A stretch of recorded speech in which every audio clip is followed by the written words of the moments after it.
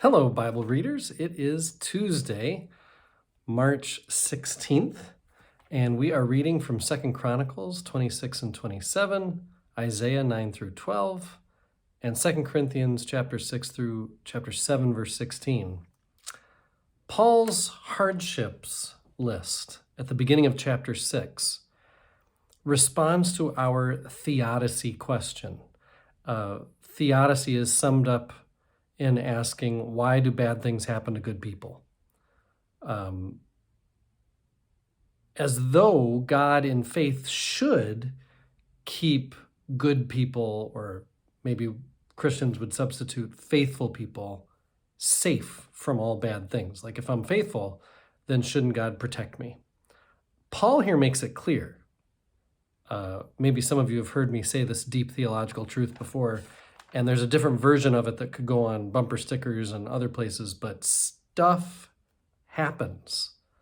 And Paul knows that. That's what the hardships list is about. That's a given, that stuff happens. Faith, Paul is saying, is not to keep us protected from stuff happening, but to make sure that we remember always when stuff happens, as stuff happens, we remember that God is for us in all those stuff happening times. That's what faith is about. Faith is about God being for us rather than God simply protecting us and keeping us safe from all harm.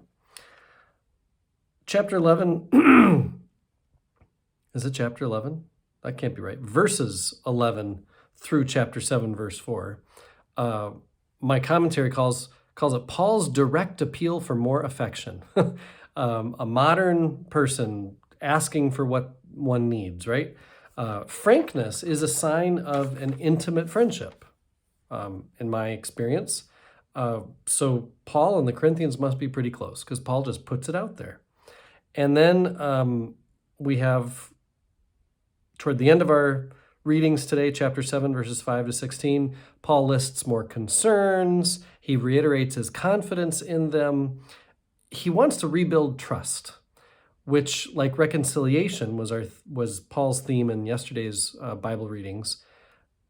Reconciling is a rebuilding of trust. It's at the heart of our human challenge, is to trust each other again after maybe there was a betrayal or a brokenness in our relationship. Our 2 Chronicles readings, not a whole lot. Uzziah goes too far.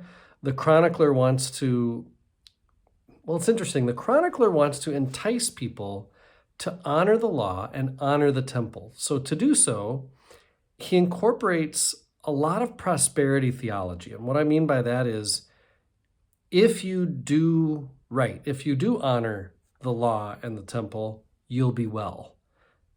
In direct opposition, like the opposite of what Paul's hardships list was about, right? Where Paul's like, be faithful, be unfaithful. Either way, stuff's going to happen. Whereas the chronicler is far more likely to say, well, if something bad happens to you, you must not have been faithful. Whereas if good things are happening for you, you must be faithful. So it's certainly not the same perspective. And then in chapter 27, we've got a royal model of right, followed by a royal model of wrong. Jotham the good and Ahaz the bad. I know Ahaz is into chapter 28, but that's kind of how it gets presented, is good then bad. Isaiah chapter 9, Isaiah speaks glowingly of a new king, followed by a series of judgments. Chapters 10 to 12, you've got judgments against Assyria and an announcement of salvation for Judah. Chapter 12, you may notice, is a liturgical conclusion to all the prophetic speeches and stories that we've been reading from chapters 1 through 11. So 12 kind of puts a bow on those first 11 chapters. Isaiah, you'll see, is a broader thinking prophet. He sees all the nations and speaks less, perhaps, to specific injustices like Amos does, for example. There's a contrast between someone like Isaiah and someone like Amos. Isaiah is more about the big picture.